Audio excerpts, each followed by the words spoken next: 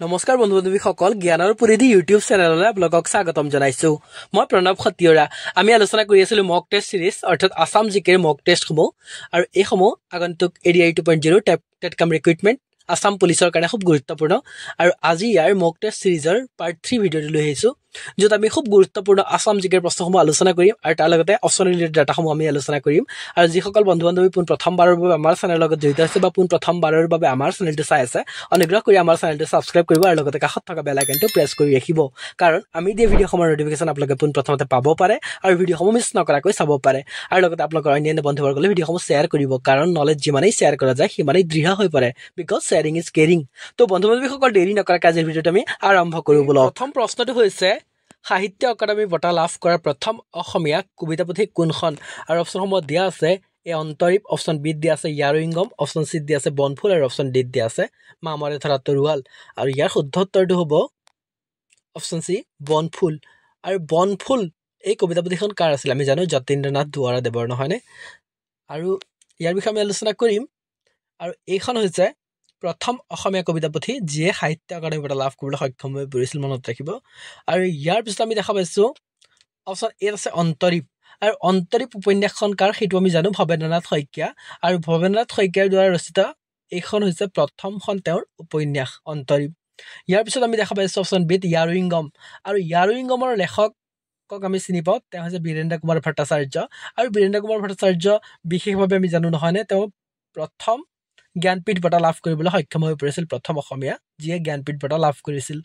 সেই বিষয়ে আমি জানো প্ৰথমতে ইয়াৰুইংগমৰ বিষয়ে অকণ আলোচনা কৰি লওঁ যে এই ইয়াৰুইংগম উপন্যাসখনৰ বাবে তেওঁ সাহিত্য অকাডেমি বঁটা লাভ কৰিছিল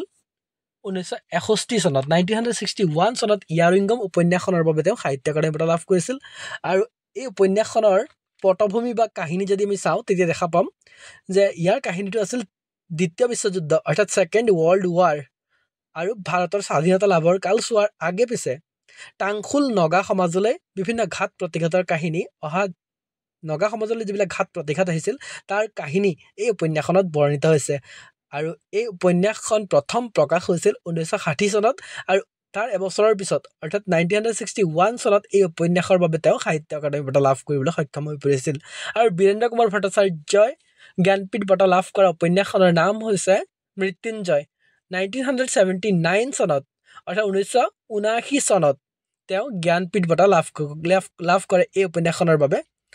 জ্ঞানপীঠ বঁটা লাভ কৰিবলৈ তেওঁ সক্ষম হৈ পৰে এইখিনি জানো আমি নহয়নে তাৰপিছত আমি দেখা পাইছোঁ আৰু বীৰেন্দ্ৰ কুমাৰ ভট্টাচাৰ্য সাহিত্য সভাৰ তেওঁ কি আছিলে বঙাইগাঁও অধিৱেশনৰ তেওঁ সভাপতি আছিল মনত ৰাখিব এইটো খুব গুৰুত্বপূৰ্ণ যে বঙাইগাঁও যিটো সাহিত্য সভাৰ অধিৱেশন অনুষ্ঠিত হৈছিল তাত তেওঁ সভাপতিত্ব কৰিছিল আৰু ইয়াৰ পিছত আমি বনফুল দেখা পাইছোঁ নহয়নে বনফুল আমাৰ কুৱেশ্যনটো আছিল সাহিত্য অকাডেমি বঁটা লাভ কৰা প্ৰথম অসমীয়া কবিতা পুথি বনফুল আৰু বনফুলৰ বিষয়ে অকণ আলোচনা কৰিলেও যে 1952 চনত 1952 চনত সাহিত্য অকাডেমি বঁটা লাভ কৰে যতীন্দ্ৰনাথ দুৱৰাদেৱে আৰু বনফুল আছিল যতীন্দ্ৰনাথ দুৱৰাদেৱৰ কবিতা পুথি আৰু যতীন্দ্ৰনাথ দুৱৰাৰ এইখন চতুৰ্থখন কবিতা পুথি মনত ৰাখিব আৰু কবিতা পুথিখনত 50টা কবিতা বৰ্ণিত আছে আৰু অসমীয়া ভাষাত সাহিত্য অকাডেমি বঁটা প্ৰাপ্ত এইখন প্ৰথম গ্ৰন্থ মনত ৰাখিব আৰু অপশ্যন ডিত আমি দেখা পাইছোঁ আৰু যতীন্দ্ৰনাথ দুৱৰাই কথা কবিতা ৰচনা কৰিছিল মনত ৰাখিব খুব গুৰুত্বপূৰ্ণ এইটো আৰু অপশ্যন ডিত আমি দেখা পাইছোঁ মামৰে ধৰা তৰোৱাল আৰু মামৰে ধৰা তৰোৱাল উপন্যাসখনৰ ৰচক হৈছে মামণি ৰয়ছম গোস্বামী বাইদেউ মামণি ৰয়ছম গোস্বামী বাইদেউৰ এইখন এখন উল্লেখযোগ্য উপন্যাস আৰু মামণি ৰয়ছম গোস্বামী বাইদেউৰ আচল নাম আমি জানো ইন্দিৰা গোস্বামী মনত ৰাখিব আৰু এই মামৰে ধৰা তৰোৱাল যিখন উপন্যাস আছে এই উপন্যাসখনৰ পটভূমি যদি আমি চাওঁ তো তেতিয়া দেখা পাম যে উত্তৰ প্ৰদেশৰ ৰায়বৰেলী জিলাৰ সাই নদী বা ছাই নদীৰ ওপৰত একুৱাডাক্ট বন্ধা কামেই আছিল ইয়াৰ উপন্যাসখনৰ মূল উৎস আৰু এই উপন্যাসখনৰ বাবে অৰ্থাৎ মামৰে ধৰা তৰোৱাল উপন্যাসখনৰ বাবে 1982 চনত 1982 চনত এই উপন্যাসখনৰ বাবে তেওঁ সাহিত্য অকাডেমি বঁটা লাভ কৰে আৰু মামণি ৰয়ছম গোস্বামী বাইদেৱে জ্ঞানপীঠ বঁটাও লাভ কৰে আমি জানো তেওঁ আছিল প্ৰথমজন মহিলা অসমীয়া যিয়ে জ্ঞানপীঠ বঁটা লাভ কৰিবলৈ সক্ষম হৈ পৰিছিল 2000 চনত তেওঁ জ্ঞানপীঠ বঁটা লাভ কৰে হয়নে এইখিনি আমি জানো তাৰপিছত আৰু এজন ব্যক্তিয়ে জ্ঞানপীঠ বঁটা লাভ কৰিছে সদ্যহতে বুলি ক'ব পাৰি 2020 চনত আৰু আপোনালোকে তেওঁৰ নামটো কমেণ্ট বক্সত জনাব বুলি আমি আশা ৰাখিলোঁ ঠিক আছে এইখিনি আমি আলোচনা কৰিলে খুব গুৰুত্বপূৰ্ণ এইবিলাক টপিক 2 নম্বৰ প্ৰশ্নলৈ আহিছোঁ মোৱামৰীয়া বিদ্ৰোহৰ সূচনা কাৰ শাসন কালত হৈছিল আৰু অপশ্যন নম্বৰ দিয়া আছে এ লক্ষ্মী সিংহ অপশ্যন বি দিয়া আছে ৰুদ্ৰসিংহ অপশ্যন চি দিয়া আছে শিৱসিংহ আৰু অপশ্যন ডি দিয়া আছে উপৰোক্ত এটাও নহয় আৰু আমি জানো মোৱামৰীয়া বিদ্ৰোহৰ বিষয়ে নহয়নে আৰু ইয়াৰ শুদ্ধ উত্তৰটো হৈছে অপশ্যন এ লক্ষ্মী সিংহৰ দিনত মোৱামৰীয়া বিদ্ৰোহৰ সূচনা হৈছিল আৰু এইখিনি মনত ৰাখিব যে মোৱামৰীয়া বিদ্ৰোহ স্বৰ্গদেউ লক্ষ্মী সিংহৰ দিনত আৰম্ভ হৈছিল আৰু স্বৰ্গদেউ কমলেশ্বৰ সিংহৰ দিনত শেষ হৈ পৰিছিল আৰু এই বিদ্ৰোহ চলিছিল 1769 অৰ্থাৎ 1769 চনৰ পৰা 1805 চনলৈ অৰ্থাৎ 36 বছৰ জুৰি এই বিদ্ৰোহ চলিছিল ইয়াৰ পিছৰ প্ৰশ্নটোলৈ আহিছোঁ আমি এতিয়া অসমৰ প্ৰথম মুছলমান আক্ৰমণকাৰী কোন আছিল আৰু অপশ্যনসমূহত দিয়া আছে এ আদম শ্বাহ অপশ্যন বি দিয়া আছে বখতিয়াৰ খিলজী অপশ্যন চি দিয়া আছে মহম্মদ শ্বাহ আৰু অপশ্যন ডি দিয়া আছে উপৰোক্ত এটাও নহয় আৰু ইয়াৰ শুদ্ধ উত্তৰটো হ'ব অপশ্যন বি বখতিয়াৰ খিলজী 4 নম্বৰ প্ৰশ্নটোলৈ আহিছোঁ আমি এতিয়া 4 নম্বৰ প্ৰশ্নটো হৈছে 1662 চনত আহোমসকলৰ ৰাজধানী গড়গাঁও দখল কৰা মোগল সেনাধ্যক্ষজনৰ নাম লিখক আৰু অপশ্যনসমূহত দিয়া আছে এ ৰাম সিংহ অপশ্যন বি দিয়া আছে মিৰ জুমলা অপশ্যন চি দিয়া আছে আবু বকৰ আৰু অপশ্যন ডি দিয়া আছে উপৰোক্ত এটাও নহয় আৰু ইয়াৰ শুদ্ধ উত্তৰটো হৈছে অপশ্যন বি মিৰ জুমলা আৰু আপোনালোকে সেই সময়ত আহোম ৰজা কোন আছিল কমেণ্ট বক্সত জনাব বুলি আমি আশা ৰাখিলোঁ সেই সময়ত আহোম ৰজা কোন আছিল আৰু তেওঁ কি ৰজা বুলি বিশেষভাৱে জনা যায় সেইটো আপোনালোকে কমেণ্ট বক্সত জনাব বুলি আমি আশা ৰাখিলোঁ 5 নম্বৰ প্ৰশ্নটোলৈ আহিছোঁ আমি এতিয়া 5 নম্বৰ প্ৰশ্নটো হৈছে 1206 চনত বখতিয়াৰ খিলজীৰ আক্ৰমণৰ সময়ত কামৰূপৰ ৰজা কোন আছিল আৰু অপশ্যনসমূহ দিয়া আছে এ ৰায় কমল অপশ্যন বি দিয়া আছে ৰায়ৰী দেৱ অপশ্যন চি দিয়া আছে ৰজা পৃথু আৰু অপশ্যন ডি দিয়া আছে বৈদ্যদেৱ আৰু ইয়াৰ শুদ্ধ উত্তৰটো হৈছে অপশ্যন চি ৰজা পৃথু অৰ্থাৎ 1206 চনত বখতিয়াৰ খিলজীয়ে অসম আক্ৰমণ কৰিছিল আৰু সেই সময়ত ৰজা আছিল পৃথু আৰু পৃথুক কি বুলি জনা যায় আমি জানো জলপেশ্বৰা বুলি তেওঁক জনা যায় ইয়াৰ পিছৰ প্ৰশ্নটোলৈ আহিছোঁ আমি এতিয়া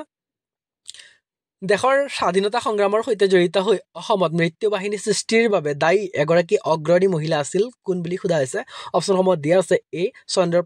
চন্দ্ৰপ্ৰভা শইকীয়ানী অপশ্যন বি দিয়া আছে পুষ্পলতা দাস অপশ্যন চি দিয়া আছে ৰাণী গাইদিলু আৰু অপশ্যন ডি দিয়া আছে এইসমূহৰ কোনো নহয় আৰু ইয়াৰ শুদ্ধ উত্তৰটো হ'ব অপশ্যন বি পুষ্পলতা দাস মনত ৰাখিব এইটো খুব গুৰুত্বপূৰ্ণ 7 নম্বৰ প্ৰশ্নটোলৈ আহিছোঁ আমি এতিয়া কোনজন আহোম স্বৰ্গদেৱে উমানন্দ মন্দিৰ নিৰ্মাণ কৰিছিল আৰু অপশ্যনসমূহত দিয়া আছে এ গদাধৰ সিংহ অপশ্যন বি দিয়া আছে ৰাজেশ্বৰ সিংহ অপশ্যন চি দিয়া আছে ৰুদ্ৰসিংহ আৰু অপশ্যন ডি দিয়া আছে উপৰোক্ত এটাও নহয় আমি জানো উমানন্দ মন্দিৰ আৰু ধুধৰ আলি নিৰ্মাণ কৰিছিল একেজন আমাৰ ৰজাই আৰু তেওঁ হৈছে গদাধৰ সিংহ আৰু গদাধৰ সিংহৰ আহোম নাম আমি জানো বন্ধু বান্ধৱীসকল আমাৰ ভিডিঅ'সমূহত লাইক কৰিব আমাৰ চেনেলটো ছাবস্ক্ৰাইব কৰিব আৰু বেল আইকনটো প্ৰেছ কৰি ৰাখিবলৈ নাপাহৰিব আমি দিয়া ভিডিঅ'সমূহ পোনপ্ৰথমতে পাব পাৰে আৰু ভিডিঅ'সমূহ মিছ নকৰাকৈ চাব পাৰে হয়নে চুপাতফা গদাধৰ সিংহৰ আহোম নাম আছিল চুপাতফা আৰু ৰাজেশ্বৰ সিংহৰো আমি জানো চুৰেমফা আৰু তাৰপিছত আমি ৰুদ্ৰসিংহৰটো জানো নহয়নে চুখ্ৰংফা মনত ৰাখিব এইখিনি খুব গুৰুত্বপূৰ্ণ ইয়াৰ পিছৰ প্ৰশ্নটোলৈ আহিছোঁ আমি এতিয়া 8 নম্বৰ প্ৰশ্ন অসমত প্ৰথমবাৰৰ বাবে কয়লা আৱিষ্কাৰ কৰা কোম্পানীৰ নাম কি বুলি সোধা হৈছে অপশ্যনসমূহত দিয়া আছে অসম ৰেলৱে আৰু ট্ৰেডিং কোম্পানী অপশ্যন বি দিয়া আছে অসম কয়লা লিমিটেড অপশ্যন চি দিয়া আছে ব্ৰহ্মা ট্ৰেডিং কোম্পানী আৰু অপশ্যন ডি দিয়া হৈছে এইবোৰৰ এটাও নহয় আৰু প্ৰথমবাৰৰ বাবে কয়লা আৱিষ্কাৰ কৰা কোম্পানীটোৰ নাম হৈছে option A Assam railway and trading company 9 নম্বৰ প্ৰশ্নটোলৈ আহিছোঁ কামৰূপৰ মদন কামদেৱ মন্দিৰটো কোন ৰাজবংশৰ ৰাজত্ব কালত নিৰ্মাণ কৰা হৈছিল আৰু অপশ্যনসমূহত দিয়া আছে এ কোচ ৰাজবংশ অপশ্যন বি দিয়া আছে নৰক ৰাজবংশ অপশ্যন চি দিয়া আছে পাল ৰাজবংশ আৰু অপশ্যন ডি দিয়া আছে বৰ্মন ৰাজবংশ আৰু ইয়াৰ শুদ্ধ উত্তৰটো হৈছে অপশ্যন চি পাল ৰাজবংশৰ সময়ত মদন কামদেৱ মন্দিৰটো নিৰ্মাণ কৰা হৈছিল আৰু মদন কামদেৱ মন্দিৰক অসমৰ খজুৰাহু বুলি জনা যায় মনত ৰাখিব এইটো খুব গুৰুত্বপূৰ্ণ 10 নম্বৰ প্ৰশ্নটোলৈ আহিছোঁ আমি এতিয়া 10 নম্বৰ প্ৰশ্নটো হৈছে কোন বছৰত কাজিৰঙাক প্ৰথমবাৰৰ বাবে সংৰক্ষিত বনাঞ্চল হিচাপে ঘোষণা কৰা হৈছিল আৰু ইয়াৰ অপশ্যনসমূহ দিয়া আছে এ 1902 চন অপশ্যন বি দিয়া আছে 1906 চন অপশ্যন চি দিয়া আছে 1908 চন আৰু অপশ্যন ডি দিয়া আছে 1912 চন